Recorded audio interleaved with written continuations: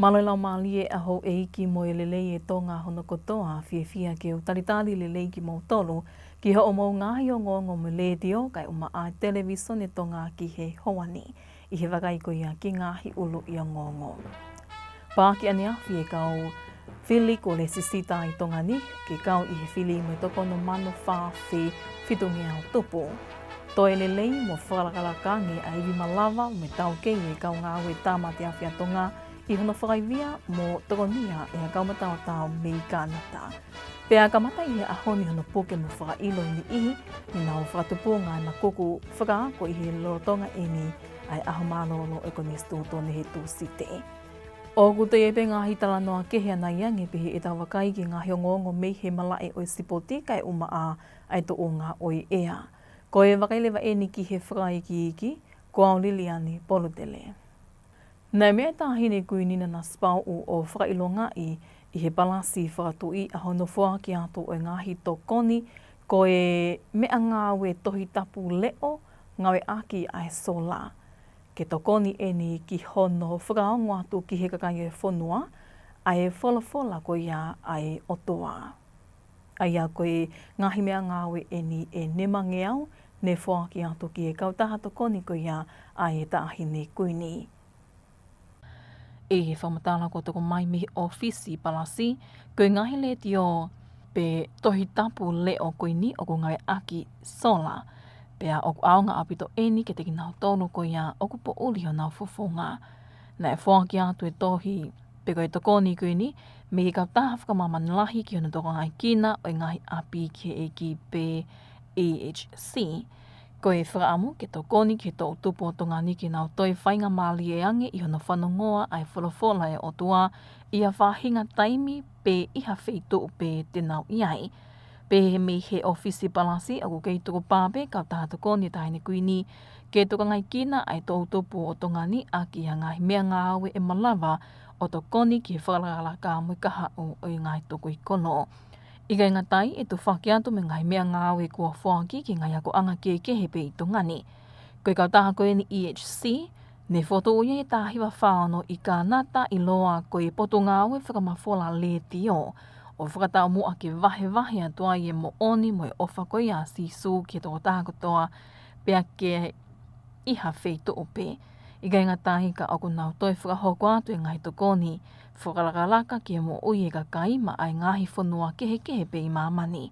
O ku nau whengai a ki lorotongani me ngai whanua e te au tupu whakakatoa, o kau kei a Fisi, Haamoa, o te motu Solomone, Guam, Australia, no Sila, me ngahi whanua kehe pe. Kua whakahame he ofisi komsoni whili ai tāpuni I he aho pule lulu, pea pā ki ai pe aniawhi ai whainga māli e ki he kau whili fo o ke nau kau I he whili wharea lea I he ahua noa o I mahina ni. Ko hono whamāpo opokotoa ai kakai I tonga ni ko nau lesi sita ke kau I he whili o whiunga mo e toko no manu whāwhi whitungi au tupu. Se noli tatu I vai mo I whakai ki iki. I he whaik eke ai o ngonga le te o tonga mai supervisor whai while Komson Filipi Tavoki na ane pehe. Na o stapuni le tisita kau whili I aho tāwalo Septema, ai ako ni ihi eni o kule sisita ka o kunau toi whili fo o I ha wāhinga kehe. Na kei tuku pēr whainga mālia ke le sisita kau whili fo o, ki he ni ihi o te eke le sisita tu o taha ke kau I he whili. Pē ko ki nau tolu na e tok hoko e nau tau taha wā me Septema ki he māhina ni. Pehe e wukia ku mahino hi le sisita ko e ni e alu ke te toko lahiang e kakai o nau le sisita ke nau kau I he whili. O ku mahino ke toko lahiang e pēr kakai whiwhine o le sisita a ke peseti ni mataha I he kakai tangatamu e peseti e whahiva. Tāpuni whake le sisita koe ke tau ni e aho pule lulu hangi mako ia mahina ni panai pēngi ke whai ano pāki aho ono, aho aniasi. Ako ke hoko koe pēno pāki e whai pāki. Ka koe konga koe ke le sitai o ku abe whoke ke toko lahiang me whili ke whili. Ka ku mea tatau pe hoko koe ke whili koe tau ni. Neve whakato koe ko le sita koe ke tau ni koe toko no mano whawhiwhitungi au tupu. Me koe pese tia I ni mataha koe kakai whiwhini. Me koe whahiwa koe kakai tangata. Eko anga ke niepe me no mano wa fi tupu nei. E whiri koia e tau e wha ko osi. No hanga ulau kane nai ku albetai mea moe kaka pe whika ka o lesi tali o lunga. Pe koe tuungai pia hitai mini. Pe koe tokolahi e koe aka kai tena ulama o whiri. E whiri koe ni aho wanoa nope. Ok mahino pe mi hele sisita ai tup tokolahi ai kakai ka ok wha amu. Na malawa ke tup tokolahi mo ki nau tolu ok nau kawatu ke whili ho nau whakafofonga taktaha. Kai ke ok mahino ok ke lele i matangi polo kalama campaign e kau kantiteiti whili ok nau veipa ke whili whale alea i aho wanoa. Whatatau ke tuu ai lao koe ki mua hoe wa wha pe whakahoko ai whili kua pau ke to kotoa ngahi pena pou ai kau kantiteiti kotoa pe. E kai ngatai e kai ke te ngofua ke te whakamafola pe polusi ha campaign ha taha kantiteiti e ngahi kau taha miti au ngongo pe koe miti a wha sosiale. Ok mahino ka mau i eni e he kau kantiteiti o ke ai tau tea ki ai lao. O gumaho inga ke kau ai ngahi kautaha i kai whapule anga pe Society Civil Lea Pasifiki i he taimi o kualea ia i ngahi ngāwe ki he tokangai kina ko ia o i ngahi whatamaki ke uhi ko i nau ngāwe ko i tauka vei ai whakaivia o i kakai o kunau tuulawea ngofua ke uwesia lahi taha i ha whatamaki mo i ngahi ngāwe ki he lelei o he Society whakaloku fua. Te tau wakai ai ki Palau mo i whakaiki ki o i talanoa ko ia mo Popua aho. O ku maho inga ke kaua ngahi kautaha i kai whakapuleanga pe Society Civil ai Pasifiki i he taimi o kua lea ia i ngahi ngāwe ke tokangai kina o i ngahi whakatamaki ke uhi koe nau ngāwe koe taukawe i he whakaivia i kakai o kunau tūna vea ngofua ke wesia lahi taha i ha whakatamaki o i ngahi ngāwe ke lelei o Society whakaluku fua. Nei kau atoa e kautaha i ngahi whanua i Pasifiki ki hano tokangai kina i ngahi kautaha i kai whakapuleanga pe koe piango ki he whakataha o kau minista i Pasifiki ki he ngahi whakatamaki i Palau i he wikeni.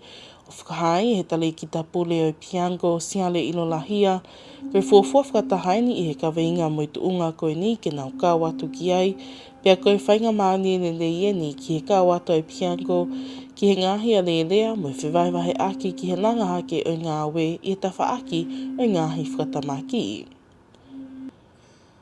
Ia ko mau hanga lewa mau tolo o tuua ke whakakaukau ko ia. Ai mahu inga koe ke tau hanga o whakaivia. Ai tau ngahi community. He ko nau tolo nau whai fofua tokoni. Pea koe ngahi ngāu lewa ko ia o ku mau whai whenga o ake mo SPC. Pea mo ngahi kautaha koe he Pasifiki. Pea kuna whakatoka ngā e lewa ai mahu inga koe ke kau mai e ngahi Society Civil ki he ngahi prokalama peheni. O whawhiawhia ko i he ku mau heni whataha mo e kulupu ko ia ai kau whaingata ia e Pasifiki. He ku kehe pe ngahi kaweinga au nau tokang ki ai. O koe ai whoke ai whatongia he taimino ku whahoko he SPC ko no langa ngahi warehouse. I he ngahi whanua ko project lahi au toponi mai kia ngahi whanua Australia ko EU. Koe nau taimi ko nau wahe ai. Oku kai ke whakatoka ngai ai ngahi whe mau makehe ia ki hono langa ngahi warehouse ki lava ngahi kulupu peheni o access ki ai. Pea koe whahinga tokoni au mau o mai pe me ngahi au sia ai kakai koe o nofu he kolo mo kakai whangata ia kau disability koe kakai whewhine mo. Hange koe tau tāno koe ki he langa koe warehouse. O kai kono langa pe tuku ai. O ku hanga he ngahi kulupu i kai whapureanga ia o whakawhehu ia o whewhe tau logistics. Ka pau koe langa ku tuu hawhitu o ku mama o ia mei kolo. O kua ngā whewhe tak whakakaukau ke access mai kakai, tatu whika ke kakai whewhine. I he taimi o koka whakatamaki ke nau mauha ngai toko ni o mai. Aki pe whakakaukau, o kukai ke lawa he iwi e pureanga ia nau tō peke nau whai ngai toko ni. Ai koe ki whakakaukau ia koe mau oholo mau tō mo ia o whakaamu ke mau kau he ngahi whatako ia. Pehe e inona hia koe tawhaaki e taha ngā we Society Vide I he kaweinga o I whakatamaki, koe whakapapau I o kwhina pasne nei ai ngā we whakalakalaka, me ngāhi ngā we tokoni I ha whakatamaki. Te whai whatongia koe piango koe mausio ke mahino o ku kau e ngahi grupu Civil Society I he talanoa e ngahi public policies. He ko hi koe ka iaha whainga tokoni o kua o ke kakai, o ku malawa ke whakapapau I o koko he taime o kua iaha whahinga tutuuni whapureanga ki ai. Ngahi public policy, pa mausio lewa, e Civil Society ke hana contribution ke public policy. Ko ngā taha koe taime ko o kua iaha ha ngahi public policy, o ku sai au pito peka o koe ke guarantee e whakahoko, ka lewa koe haki se niti e allocate ki ai. Ai koe tahai a ngahi mea o kumau tu uaki. Koe taime o whaiaha ngahi whakataha e kau minister, koe kau take whanua, koe kau whaitu uni. Pe mau o pito ke ia e leo Civil Society ke nau iai, ke nau hanga o whakapapau, koe ngahi policy koe nau hanga whaututu mo nau whau. Pe koe policy ai ngahi whanua, pe koe policy whakawhitu hango e koe region. O ku whakawhainga maari ke kaua te leo I kakai, he ko hi he whakapapau I rewa he leo I kakai. O kua e nau ngahi whainga maari ke hoko policy ko ia ke ne deliver ngahi services ke kakai. Ai ko whemau, whiunga mo nau tō.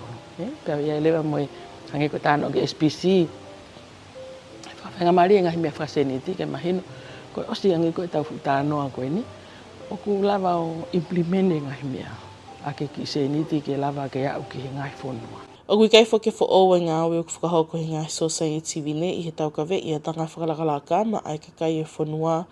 Ko ia tui a ino lahia o maho inga ke kau whakatahai e ngāhi pule a ngā moe Society Vine kei lava ke ba o haola lelei pe he ngāhi tālanga o whakahoko I he ngāhi whakata a ngā pehe ni. O ku whakakaukau ia koe taimi o ku ngā we Civil Society moe pureanga. Koe ki whai space koe ia o ku negotiated. Koe tau atu koe ki loto. O te ke whakaukau koe ko haupo o mea hanga tonu atu pe ko ho whakaukau e alu pe o aluai pe. E whai no tālanga I ona he pe ala he ngahi whakotu ke heke. Ai koe tahai mea ku mau mā teke he ni. Ai whakaamu koe ke mau ke nau hanga whatongai. Koe whatongia koe ngā we Civil Society o mau inga tatau pe. Pea moe anga ngā we pureanga. A kapa o nau value ai contribution ai kakai. Ko ngā koe nau koe ngā we koe ke policy o ku ne reflect ai ngahi kawenga ko mahuinga ia koe ai kakai. So ai ki mo apatoki tala noa pe koe hae mea nai hau me whataha koe hae tutu uni o ku koe ngai whako koe tau sio neo ngai pe ha policy ia o ku maa opo. Ka pai ke ngā we ia ke fuea hano au. Ai koe tahai mea ku mau pehe. Neo ngai pe o ku lava hau e ai outcome e whataha koe ni o ku ne hanga reflect mai ngahi mea na mau tokaan ki ai. Mahalo pe ko haki mea pe taha pe ua pe koe. We'll be lucky ka pau e kau katoa ngahi mea na mau whotu. Ka koe mahu inga koe mau kau mai pa koe mea koe hau. Mahino ku mau I hen. Ko mau osi ilo ina na e oswai hono tala noa e. O toton lewa ke mau kau mo mau tohono ngā we e mea ku outcome ko me whataha koe ni ke lava ngāu. Ko e kakatoko I ai whakataha I ka minista ai Pasifiki ki ngāhi whakatamaki, o kia I whakaamua ino lahia me ngāhi Society Vine me ngāhi kautaha I kai whakapule anga ai Pasifiki, e hoko lelei atu ai pēa whinga I aki me ngāhi kupu whekau aki me ngāhi pule anga ai Pasifiki, ke langa hake ai ngā aue ki toka ngai kina ai kakai o kwesia I he ngāhi whakatamaki. Me I palau ma ai o ngongai leiti o Tonga ko au popua aho. Me I palau ma ai o ngongai leiti o me televiso nei Tonga ko au popua aho. Keu hika mahu ingai whatongia o ku whai e waatamate awhi me ngahi ngā ue whakatupa ke a Tonga ki hono toka ngai kina ai mo uie kakai oku I tongani ai timi matao tau eni me he poto ngā ue tamate awhi koe a Tonga I he whangai aki eni mo e kautaha whakamamanahi ki hono toka ngai kina ngai whatamaki ko e Global Medic O whakahoko i ngahi polokala māko ma ai kau ngāwe tamate awhi, o i kei ngata pe i ngahi palopalema ki he māma o ku hoko, ka ku kau ki ai moha ngahi whatu tāmaki o ku hoko i he hala pule anga. Koe nau polokala mākoni, koe konga hono uaia o i nau tokoni o ku whai mai mai waa tamate awhi a Tongani, i he mahino ne nau i Tongani i wawhi wa tōlua whuaki ngahi tokoni mea ngāwe tamate awhi ma a Tongani, ka i he tauni, ko nau veke ai ke whakalahi e ilo mo i tau kei e kau ngāwe tamate awhi, o ngawe ake a ngai mea ngāwe o ku toile le yange pe ake whakapaupau i, koe nau ngāwe e wawe mo maluang ai e mo ui e kakai o ku nau ngāwe atu ki ai ke whakahawhi mo ui. Ai ako kamata e ni he wikeni, pe a kua kakato ai ane whiawhi hono a ko i ke kau ngāwe ai ngāhi whaunga ta tonu o kwhia ma o ke nau whai, i he taimi o ku nau ngāwe atu ai ki ha whakatu tā maki i hala pule anga. Koe a koni ne whakahoko ia ane pō i he mahino, koe lahi taha o ngai whatu tā maki i hala pule anga i Tongani, o ku hoko ia i he taimi po uli. I whamatala a Brian McLinden, me he timi koe nea kānatana ane pehe, koe whakaamu ke mateu teu whe unga mo whakaivia ai vi malawa koe au e kau ngāwe tamate awhi a Tonga, ki hono matatali ha whaahinga whatu tā maki, pe whakatamaki whaina tula e hoko i he kaha u, nā ne pehe o mahino pe ai pore lahi o kwhianga ngai mo Tongani i he ikaini lei mo whakalakalaka i mea ngāwe o ku ngawe aki. Ka koe whakaamu ia o ia koni, koe hāpe mea ngāwe o ku mao, koe whakaamu koe hā ai lelei taha e malawa he kau ngāwe ki whai, ke whakahawhi aki ai mo uie ni ihi o kue sea o tatau pe ia whahinga whakatu tamaki. E hoko atu lewa i he ahoni ki ono a ko i ki he kau ngāwe tamate awhi, ai ngahi whaunga moa ngahi whakakaukau e malawa ke tokoni ke te ki nau tolu ke whakahawhi ai e nau mo ui ka whaiwhaiangi ha taimi kua whaingata ai ngā weta te whito ki ha māma e hoko. Koe whakaamu ke whakanau aki ki nau tolu ai ngahi ilo. Moa tau kei ke nau malawa pe o whai ai whakahawhi mo ui pia i he taimi ta tau pe ke nau toima teu pe ke whakahawhi e nau mo ui ia te ki nau tolu pe. O kuta iei pe mo ngahi te whaaki kehe o whaikei a ko hangi ko ia ko e nau wako ki ngahi whaunga wawe e malawa ke tamate i aki ha māma ku hoko ko e konga e nau tokoni ki hono whakaivia o i tau kei mo ilo ko ia kau ngāwe a Tongani. E toki ka kato ai a koni ki whakasinga wike mo i whakaamu e hoko e ni ki whakaragalakai ai ilo ai kau ngāwe tamate awhi neongo ai i kai toko lahi whi onga ko ia ai kau ngāwe pehe ki he pole ai i kai mao hangahi mea ngāwe lelei mo whakalakalaka i Tongani. O ku kei whakahoko e ngāwe kau polisi ki hono puke mo whakailo o ki nau tolu e whanau wako, ne nau whakatupunga e makuku ne hoko eni i he elia tau anga pasi haake i he tūsi te wikeni hili pe ai laka e whanau wako i hono kātoa ngai o e te auni mongo furutau o e koni stūtoni. Pehe he komanda o e wahinga polisi Tongatapu hala toa tauwha ki he ngonga i leitio mo televisione Tonga o gunanga ono i he lolo Tongani ke poke mo whailo ki nau tolo ni nau kau i he makuku koini. Koe makuku eni ni hoko i he wā o e whanau wako mi polisi Tonga mo e whanau wako mi ako maa alunga o Liahona.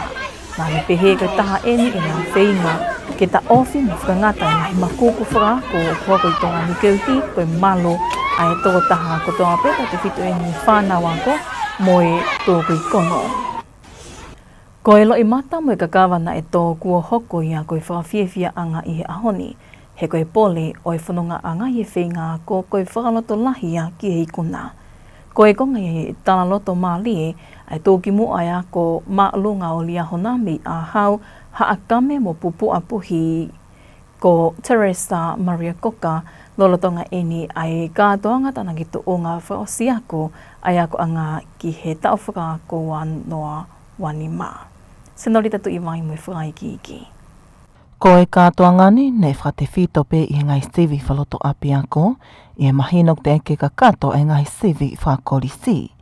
Ko e taunina i kuna i he whanau wako e toko te au tahaono e ngai ta whaake kehe pe o ako, ka au ke me poloklama ako wha teknikale. I lea whaloto lahi tuki mua i ako angane pe he Teresa Koka, ko lava mea o e ahoni, na e kai koe whenga toko taha pe a ia, ka nei tā i mua pe a whamua mua a eiki i he whenga ko. Nā ne te pehe koe me alalahi e tolu na ane whili koe tū hulu ki he ene whi ngāko, koe eiki, tempale, moe tohi molomo nā. Nā kai ke toi whaka uli lātai a ene whamu o nii ai hoko me alalahi e tolu ko eni, koe kā pasa moe ki i māma ki he ene whi ngāko, ka hui koe tā una e mohu i he pole, ili whia moe popotuu. Kāna e hoko ai talanoa i he tohi tapu, ki a te vita mo kalaya te, ke whakai ai ene mo ui o kumalawa noa pe ai whinga i he kau mo eiki. Neongo ai si ai iwi mo kātaki, kāna ane tui mo whalala o ku kau eiki i he whinga o ku whai. Nā ane whamalo i ai pēr kau whai ako i ngahi tokoni mo ngahi whalatolahi kotoa na e whakahoko ki a te ia, neongo ai lahi ngahi taimina e whakau e i kaikene lawai ai whinga. Nā ne tui whalotolahi heni kiono ngahi kau ngāko, neongo ai pepe koi haha palopale ma te nau whianga ngai moia i he mo ui, ka e kei tu umau pe e nau tui i he eiki, pea ke nau kumi tokoni mau pe ki honau whamili, me ngahi kau ngā me a. Kai kehe i he toko te autaha ano na nau lawa i lerei ai whi ngāko, na i ai toko tolu hiwa na o simau a e nau whinga maali e ngau i whawhaiwhikau, pe koe misiona ki ngai whanua kehe i mamani i he tau fo o. O kau ngai whanua koe ni e misiona ki Afrika, Uganda, Namibia, Australia, New Zealand, Jamaica, Papua New Guinea, Amerika mo Tongani. I he whi ngāko e tau ni na ea usia he toko taha ni mai peseti wau noa e nau ngahi leso ni. Toko ua nima i he pesete hiwa noa, pea koe toko ono i he pesete laka hake i he hiwa noa, ai ane kau ki ai tuku uki mua ai ako a ngā.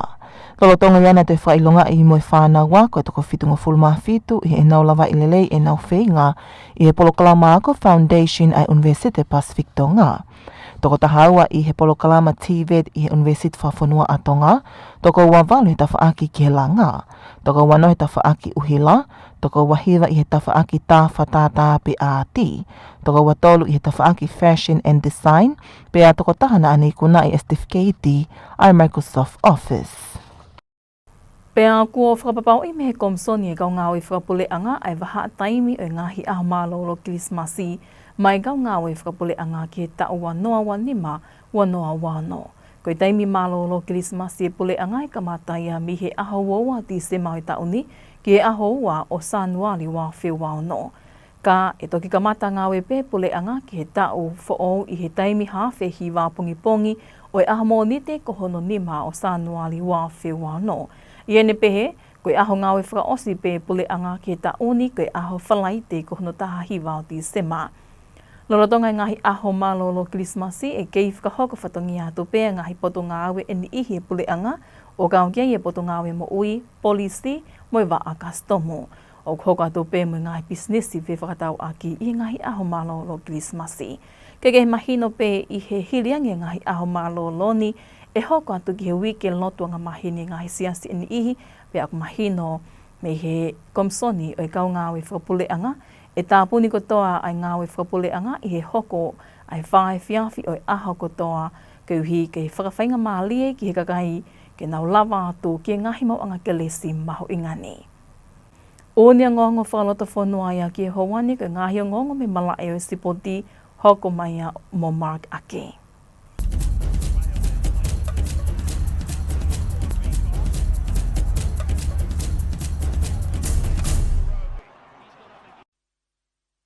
Mara tau kei whea mai, me wakai ke whakamui taha me mara e supporti ki Hawani. Me he mara e oi Akapolo Unioni. Kua ui ai huua maroro a Australia, sitarek ti mani ki he time tonga, te no aahi ki Ulope. E toka whakaingoa pe ti mini ani ngafi, ai koe timi ani te nau uluaki wholau ki Skotlani i whakausinga oi mahina ni. Koe timi koe ni o ki ai pe kau wainga anga maheni, pe he fuki ki kau wainga, e te eki ki nau wainga he tauni o hange ko William Havili. Ka koe hingoa o whautaha he timi, ko sitarek ti mani mi kolonga.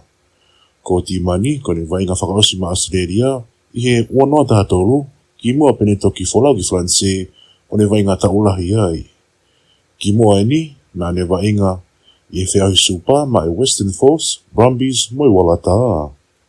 Na ne toi whoki pe ki he Western Force i he wanoa wataha, ki mua pe takuange ia i he wanoa wawua, hire i kaikene whie to'o, ai huhu malo i COVID i taha hiwa. Nei whiria e Whai ako maroro ai Wallabies, Dave Rennie, ki he timi whamarasino Australia, ka nei kai kine wainga, pēr koe huinga ia, o kone lawai, o whakafofonga ai, ato ngā ni. Kai ke e whetalaki a Tonga, mo Scotlani i Murrayfield, i he kolo ko Edinburgh, i he ahua toru o i mahi ngā ni. Koe kau whaweti he timi, o kau ki ai a Siegfried Fisi i hoi, Whatongia Paia, Samuela Mori, Siwa Maili, Sosifo Sakaria, Philip Kite, Penta Meifuna, Siate Tokolahi, Veria Miuna Paa, Harrison Mataeri, Sitarekti Imani, Vei Kosopola Niati, Semisi Paia, Rotu I Nisi, Siwa Moala, Fotulopotui, Motupou, Afungia.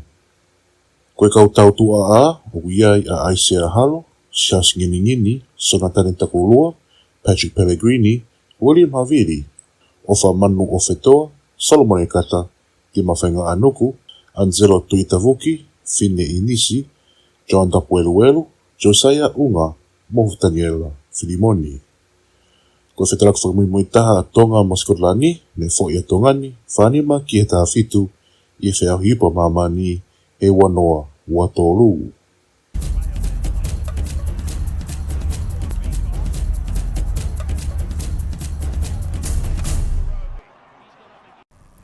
Ko he wakailiwa eni ki he tuo ngā oe ea, I huna tuku mai he waa wakai matangi a Tonga I whamoto me poto ngāwe meideke. Maroi lau marea hou eiki pia murere ia Tonga kotoa tari rea peki mo tolu ke tau whamtala ea ko ia ki he whiawhini.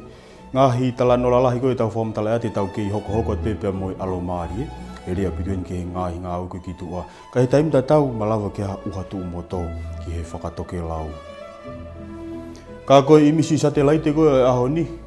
Mo wakai mai pē koe ngahi ao e ku fo'o ki ta whakahifo koe e ngoniwa. Aia koe alo tā maki uha e ku toka ki he whakahifo koe e ngoniwa. Ka te tautoku wakai ana iange ki he hala whanonga koe ia o e alo tā maki uha koe. Ki he vai whanua koe ia o wawa uha pai Tongatapu mu eua. Mahino pē ai alo maari e lelea ngahi vai whanua koe ni I he aho ni. Ka koe tau ngahi whātokanga u ki whai pohono tuko te whātokanga tahi lahi. Ki he kotoa pē ngahi potu tahi koe ia o tutonga. Malafoki ke ake tahi ke ngai matawhanga ko ia o ku maulalo ange. Tau kamata ke aho nima koe ka hoko mai pe mo tau ngai whanua kau ngā api. Alo tā maki uha e tene toka ki he whakatoke lau. Malawa ke ni omiha uha tu moto ki he ngoni wa whakaosinga ui ke ka koe. Sāpate o au ki he kamatanga koe ui ka au. Malawa ke ha uha tu moto ki he vai whanua ko ia o Tongatapu haapai pa pe whoki wa wau pe mo eua. Ka koe tau whamtala ea koe pa mihe pōni o au ki pongpong ko ia a pongi. Mahino pe e alo maari e lelei ai vai whanua koe Tongatapu pa mo eua. Ka koe alo tā maki uha na tau wakai ke he imisi sa te laite. Ngā unu whuke he ongo niwa ne omiha uha tu moto ke he ongo niwa I he pōni. Pea ngā unu whu ai konga alo tā maki uha koe ni ke ne omiha uha tu moto ki haapai pa pe he whoki ki wawao. Kai alo maari e lelei pea Tongatapu pea mo eua. Tuke hangu pea au whia ngahi taimi kai lahi alo maari e pe. Moko taha koe e a he pōni malawa ke au ke tikiriso sa se ua taha ki he whakatonga. Pea ua whaa ki he whakatoke lau. Koe hawiri wangi ki hawiri he whakatonga au pe ke he mairi tahi e hongo furu. Pea mairi tahi e taha nima ki he whakatoke lau. Whamtala ea koe ki a pongpongi. Malawa ke ha ngahi uhatu moto ki he apai kau kai pa mo wawau pa pe he whoki ki he ongo niwa. Kai alo maari e lelei pea Tongatapu pa mo eua. Malawa pe whoki ke ha uhatu moto maa ki Tongatapu pa mo eua. Kai lahi alo maari e lelei pe. Maa whana taha koe ea malawa ke au ki he tikiricho sa se ua fitu ki he whakatoa pea tolu noa ki he ongo niwa. Koe taimi koe au e tahi tau maari e tahi he toi wanoa koe ki hiwa he poni. Pea maha toka he osonga fulu koe pea me he tolu ahingi hengi. Ka koe la a pea mo he mahina hopo e la a e toi mite ono koe ki he ono e pongpongi a pongi. Pea hopo e mahina I he toi minite walu koe ia ki he hiwa I he poni. Whaosia ku pē whamtala e aho nima ka hoko mai ki Nuku'alofa. Sāpai te malawa ke a ngahi uhatu umoto ki Nuku'alofa. Kai alo maari e lelei e moni te koe tusi te. Iai mua whainga maari ei he uhatu umoto ki Nuku'alofa pēa alo maari e lelei ki he kongaroto koe ia au ke kāu. Koe fua mawhana aho nima ka hoko mai malawa ke au ke tikiriso sa se waono ki he wawalu. Ka koe taungatanga pike aho ni malo mo mea mai. Ka mo mea. Ko e whamatala e a pia ki e hawani ka tau toi wakaiangi pihi ki ngāhi ulo I o ngongo. Pāki ane awhi e kau Fili ko le sisita I tonga ni, ke kau I he fili mo toko no mano wha whi whitungi au tupu. Toi lelei mo whakarakangi a iwi malawa me tau kei e kau ngā ue tāmati a whia tonga I hono whakaivia mo tokonia e a kaumatao tau mei kānata. Pea kamata I he ahoni hono poke mo whakailo I ni ihi, ni nau whakatupu ngai makuku whakaako I he lorotonga e ni ai aho mānolo e koni stūtone he tūsite. Mo e kakato I pia e ngāhi o ngongo me letio kai o maa televisone tonga ki he hauani me whakaamu nea o taki kotoa atu peia ki he loto whale kotoa. Kai malo e tau kei whi au mai ka mō me a.